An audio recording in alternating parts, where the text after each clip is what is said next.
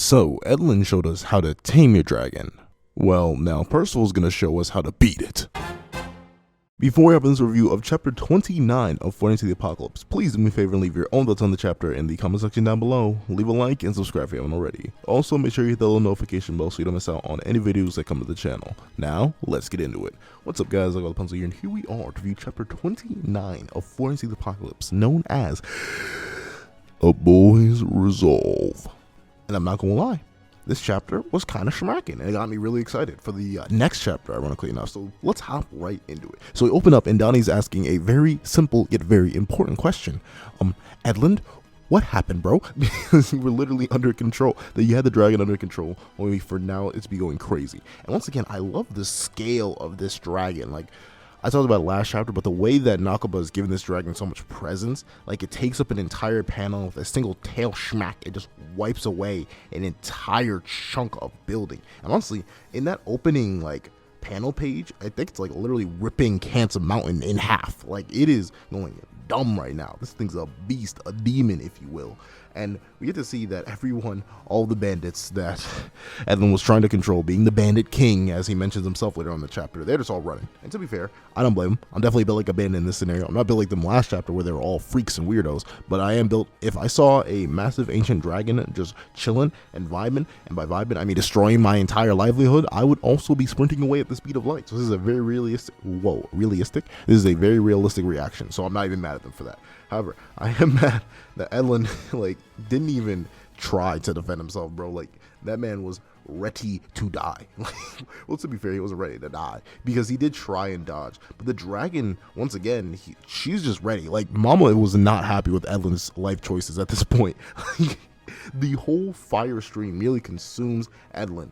And we get to see that Sylvan and Sin are like finally coming into action. Like, we saw them a few chapters back, like taking note that something had happened where the dragon had landed on top of camp. But now that the dragon's actually going on a rampage, everyone is noticing it. And see, Nakaba, you're teasing me, bro. Like, I'm not sure. Like, we all agree, and now I'm saying we all, but a lot of us were like talking about, yeah, Bond has to be Sin, Sin has to be Bond. It perfectly balanced, as all things should be. But then Sin goes on to weirdly say, but why do humans have to keep starting all this trouble? And is that something Bond would say? I know technically Bond could say that, because to be fair, as King mentioned at the end of the last series and how Bond has like been characterized, he's barely human himself. He's human in title alone, really. Man's so far beyond humanity that he barely ties into it anymore. But it's weird, like, Sin wouldn't say that if he was a human, right? Like, that line just threw me off. Like, it literally hit me with a whole left curve, and I'm still rolling from it. Like, I don't know. Something seems so off about that line. So maybe Sin isn't Bond. But then again, that just leads into the other idea that he's just a purgatory beast that's under the control of somebody else. But I feel like, but if it was Bond, it'd be so much spicier. No, it's fine. It's fine. Even if it's not Bond. That's just a very interesting line. And I wonder if that's like a red herring to throw us off by Nakaba, or if it's just like a reveal that's like, yo, Sin isn't what you may think he is. Bada bing, bada boom. Nakaba, you're doing very good with this mystery. I'll give you that. I'll give you that. I like how you're handling it now a lot better than you were handling it before, where someone just lied to the group and they would hold that and we just wouldn't get any questions asked. But now that like Sin's away from the group and he's just like giving off ominous statements himself, it feels a lot more organic rather than you just consistently, why did I put so much emphasis on the consistently hiding something from us in like the most boring and disgusting way possible by just having Sin lie. But then we get to see, another thing I love before I move on is that Sylvan just refers to Sin as boss. Like, he knows the truth. Sylvan knows what's up. But then we get to see that everyone is awake, and, well, to be fair, we knew they were awake last chapter, but they realized that the dragon is angry. And Taizu, being the real one, is like, yo, Hauser, help us, we are all doomed here. We get to see that Hauser, like, he's still caught in his feelings, bro. Like, he's still in absolute agony. But then we notice that there is a sound being made in response to the dragon's roar, and that sound happens to be a little baby dragon. And I think that's cool. Honestly, you would love to see a dragon like join the group. Honestly, if this is a group that's like a mix between animals that can communicate and humans, like, I don't know, that'd be really, really cool. I don't know, I would really like that. And yo, I know it would never happen, but imagine the ancient dragon, like, it, like, Percival beats it up next chapter and it's just like, fine, you can have my kid, but I'm coming along. And they like, yo, imagine as if in thanks for saving the child, the ancient dragon carries them over the mountain range and takes them directly to Leonis. Yo, I just thought about that. That'd be crazy. You think that could happen? I feel like, no, the dragon's too angry, and it probably wouldn't be in the shape to fly after Percival beats the... I feel so bad for the dragon. Like, I know it like managed to eat its own attack at the end of the chapter, but still, I know that dragon's going to get body back by Percival. I can sense it. However, we get to see that it's a baby ancient dragon. So I thought ancient dragons may have been like just a name for a really old dragon, but no, it seems like ancient dragons and tyrant dragons are two different types of dragons. So I wonder which is stronger, because the ancient dragon seems to be going dumb right now. Of course, it's destroying an entire town. It's a menace. But at the same time, remember, 10 tyrant dragons was supposed to be a big thing back then. So a tyrant dragon versus an ancient dragon, Nakaba, run up them fights that you haven't shown us yet. Put that on the list. I need to see that one. However, we get to see that this dragon, despite being like alive and having a little bit of meat in front of it, it's not living well. It's on the verge of death, as Nasian says. It has maybe like 3 days left in it.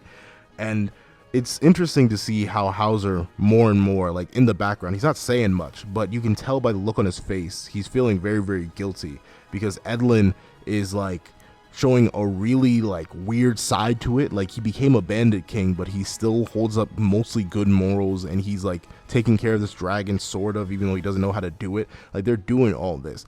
And I love how Hauser's feeling conflicted. Like, Nakaba, please keep Hauser on this path. Keep him like serious. You don't have to make him a joke character anymore. We got enough of that last series.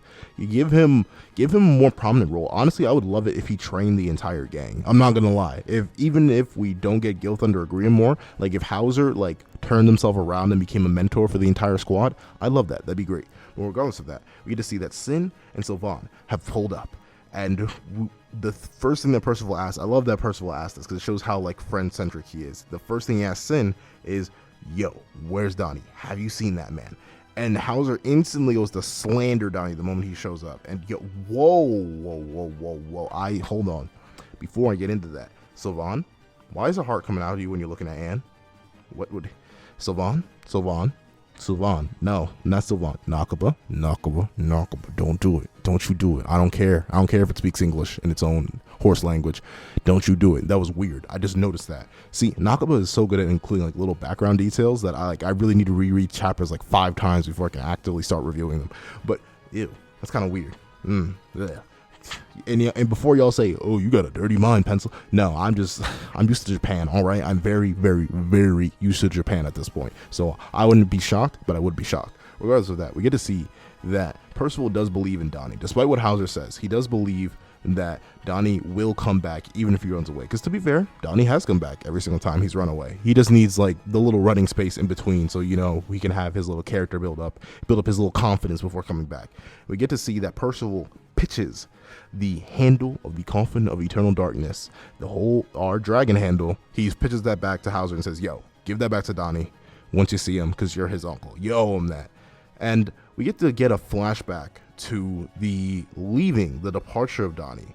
And we get to see like Hauser looks so sad because Donnie's leaving. And the reason Donnie leaves is because his magic didn't manifest in like a powerful, forceful way like Hauser's did. Like Hauser has Tempest, which is admittedly a very powerful ability, even if Hauser doesn't get used that much in the last series. It is inherently a very forceful and destructive ability. However, Donnie just got his little levitation magic. It's much more a magic that's built around saving and assisting people and maybe being used in complex battle strategies with people who have higher magic force, but in of itself is not like a strong warrior type magic. And then we get to see that despite Hauser like offering, yo, Donnie, you can just use your magic in a different way. You don't have to be like a front murder guy who's always defeating your foes. Donnie's like, you right, Dad. Well, not Dad. You right, Uncle. But low-key, don't really feel like dying. Ain't trying to turn like my mama. I ain't trying to go into a pack. And it makes me wonder, like, I feel like Hauser should have had a sister mentioned. Like, especially this is going to be such a big part of his character. Hauser should have had a sister being mentioned. And who knows? Y'all didn't mention it yet, but unless Hauser did have a sister that was mentioned last series that we just didn't know about, I don't remember anything about that. And I feel like in the time span that we have, 18 years, like she would have to been alive for a while for Donnie to be the age he is now, right? Because it's been 16 years since the end of Seven Deadly Sins. No, it's technically only been 6 years since the end of Seven Deadly Sins, because Tristan was 10 at the end of Tristan was 10 at the end of Seven Deadly Sins. So 6 years from then, Donnie would be 6. That wouldn't even make sense. I don't know. Like, I wonder why. Well, obviously I know why, because Nakaba didn't think of the sister yet. But I feel like we got to see her instead of her just being like this background character element at this point, because she's too important at this point. I feel like she's the reason for a lot of things happening with all our characters. And something I keep failing to mention ever since I've seen Edlin is I wonder if Hauser gave Edlin that scar, because in the flashback it doesn't seem like Edlin has a scar on his forehead, unless I'm misreading that. Hold on, I'm gonna zoom in. Zoom. Okay, maybe he does have the scar. I'm not sure. I wonder where Edlin got the scar from. That's a part of his design that I always noticed, but I never even actually mentioned. So I wonder if Hauser gave it to him or he got that from somewhere else. Obviously, like, Edlin seems to note right after this, after Hauser's conflicted with the whole Donnie running away thing, Edlin seems to note after he's about to fall to his death and he starts floating that, wow, failed Bandit King, failed defender of justice. Nothing's ever worked out in his life. And it makes me wonder, like, yo, Edlin, what you been through, bro? Like, you're a way more interesting character than Donnie already, and I've known you for about, like, literally, probably we're 29 chapters in, probably about at best like a fifth of the time I've known about Edlin. So really, I'm super interested in Edlin's past, and if he is like a big guy who's gonna align with Arthur, like a lot of y'all have been mentioning in Arthurian legend, then I wouldn't be shocked, because Arthur could give him a purpose. But at the same time, I honestly would love to see Edlin join the gang, despite me thinking that's not going to happen, which saddens me, because I really would like him to join the gang. Ooh, he could join the gang and be a traitor. That'd be cool. A traitor arc? Yo, is it time? However, we get to see that Edlin, after being saved by Donnie, hears from Donnie that Donnie's going to go back to his Holy Knight training. And Edlin's like, whoa, what? But you wanted to leave because you were about to die, right? And that's a good point. I like how Edlin does remember his probably best, if not only friend's reason for leaving. It's also good to know that Donnie now has friends he's willing to risk his life for. However, I know that's got to hurt Edlin. Like, there's a reason we cut away from Edlin right after that. And I feel like Donnie may have not meant it, but that has to be a punch, because Edlin and Donnie were obviously friends. But that just goes to show that Donnie was not willing to risk his life for Edlin, someone he's probably known longer than he's known the current gang of Percival and friends. Like, we saw that chapter cover page where it was literally Edlin and Donnie sparring from when they were like kids, like smaller than Percival is right now and way younger. But Donnie wasn't willing to risk his life for Edlin after all that time of bonding and training together, but he's willing to risk it for these people he met, like, at best a few weeks ago. Like, I get Donnie has been through more life-threatening situations with them, but I know in Edlin's eyes and in Edlin's, like, mindset, that has to hurt, because that hurt me. Like, imagine your best friend of multiple years disappeared one day from something you had both aspired to be, comes back a long time later with a whole new group of friends that he just met relative to the time that you know him, and he's willing to do things for them that he would never be willing to do for you. Like, that would sting. I'm not gonna lie. And you may be saying I'm petty for that, but that would hurt me a little bit. I won't cap. I will not cap. But regardless of that, we do get to see the gang pulling up. Sylvan with both Anne and I'm assuming Sin on the back, and Percival's just gunning it, bro. Sprinting. Oh, I also forgot to mention, Nasin's staying back with Taizu to help the baby dragon out. So I feel like the baby dragon is going to come out and quell its mom's anger. If Percival can't beat the dragon, the baby dragon is going to come out and stop, like, the mom's rampage, and something like that will happen instead of Percival just absolutely murdering this dragon. So we do get to see that and once again, actually, I think that's really cool. We get to see the faith that Donnie does have in his friends, because Donnie hears from Percival to jump, and Donnie, without hesitation, jumps, and then he tells Edlin, yo, don't worry, I'll support you. And then the dragon, mid-sight, instantly goes in for the whole murder on Edlin. He's like, no, she's like, yo, is that man? You're toasty, bro, and blah, blah, blah, all over him. But then we get to see that Percival, despite being more than willing to understand the dragon's plight, its pain, its suffering, he cannot allow him, I keep saying him, he cannot allow the dragon, he cannot allow Dragon Mama to just let him cook his friend alive. So he had to and it's so interesting. I love how Percival is not just learning these new powers, but like applying them consistently, like the ability to catch an attack and throw it back. He uses that against the dragon's fire breath. and he catches it and just has his big old mini Percival, his Percival replica made out of his magic, just spit it right back at the dragon. But the cool thing is that the dragon and Percival just lock eyes because neither's truly phased. Like, Percival managed to catch the attack and throw it back, but the dragon's like, bro, like, you realize I spit out fire, so you spitting out that same fire at me is nothing, bro. It's like me spitting on you and you spitting back my spit. That, despite how nasty that sounds, it would do nothing to me. I'm built different. I am an ancient dragon out of her prime. Come on now. You're fodder. You're dog water. You're free. You're a dumb bubblegum. Okay, I'm sorry. I'm gonna stop. But the other cool thing to note is I love Donnie's smile when he's holding up Edlin when he sees Percival does like the counterattack. That's very, very cool. And the way the chapter ends is just that ancient dragon and Percival staring at each other. And once again, this is very much an intermediary chapter. This isn't anything conclusive, but it does reveal a lot more about the characters, and it puts some more characters in serious lights that I enjoy a lot. Like, it puts Hauser into a more serious light. They don't really clown on him this chapter, which I very much enjoy. I like when characters are taken more seriously, especially when they're in like dire straight scenarios, which they seem to be here and now. Like, this isn't a situation that would be helped by comedy and would be much more hurt by comedy. So I'm glad that they kept Hauser serious and kept his plight serious. That was very, very good. I like how we get more recontextualization for Donnie and how he handles his fear now, and how the friend group and support group he has now has developed and changed him and has allowed him to be ready to risk his life and be ready to die because he believes his friends will prevent his death and he's willing to put his faith in them. That is very cool to see. I love how Percival is so attached to his friend group. Obviously, these are the first friends he's ever had, so it makes sense why he's super attached. But still,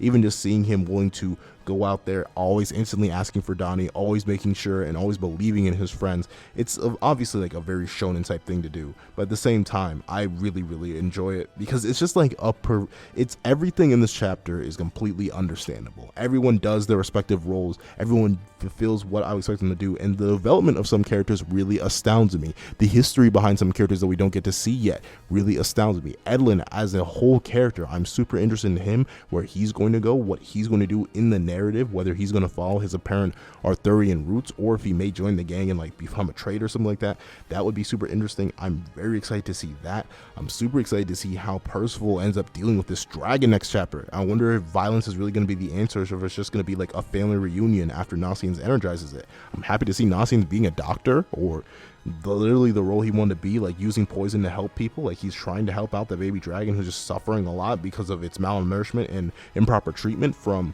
Edlin, but Edlin doesn't know anything about raising a dragon, so it makes sense. I love the more lore implications of the ancient dragons versus the tyrant dragons. It's like unspoken but implied. Like, there's so many things in this chapter, despite it being a transitionary chapter, that I really, really like, that I gotta give it a solid 9. I gotta give it a 10 out of 10 because so much is good in this chapter. It fulfills its role as a transitionary chapter to a big final battle, while at the same time giving us so much more character stuff. Even the intrigue with Sin in this chapter was super interesting, with how he implies his whole like disconnect from humans by saying, how do these humans keep stirring up this trouble? That could tie him into being Bond and being disillusioned with humans, and or it could just make him a purgatory beast. There's so many interesting things in this chapter that I just really, really enjoy because of the vague yet solid nature of them. So many things are just implied and shown here. It's great. It's great. The only character that really gets like lacking is Anne herself, which is kind of sad. But every other character in this chapter does so well that I'm willing to let her just like mouthpiece kind of role, because that's what Anne essentially is at this point. She's kind of a mouthpiece for the audience. Like, when the ancient dragon pops up, she's the one who's there to say, hey, is that a baby ancient dragon? When we hear about how Edlin's been treating the dragon, and it's like, Edlin is such an odd man, something that the audience will be thinking. She's very much used to sort of be the audience surrogate, which is interesting, which I believe it's kind of a role that Elizabeth filled last series, where she was just so new to the world that she had to figure everything out. But I hope Anne, once again, she had her arc last time. I understand why she's taking a backseat to Donnie right now, and I understand why Nasians is also taking a backseat to Donnie, and Percival obviously is the main character, so he can't take a backseat for too long. So I do believe every character is fulfilling their role appropriately. Shout out to Sylvan, your boy's best boy, even though he had that weird heart moment with Anne. Watch yourself, Sylvan. I will hop into this manga myself. I will transcend a different reality. Actually, I'll lower myself a couple dimensions to hop down into your reality and beat you to death. But regardless of that, we do get to see so many amazing things in this chapter, and I really, really, really enjoy it. But that's what I think. Please tell me what you guys think in the comment section section down below. Thank you guys so much for watching. Please remember to like, share, comment, and subscribe, and I hope you guys have a wonderful day. This is That Guy with a Pencil, writing off.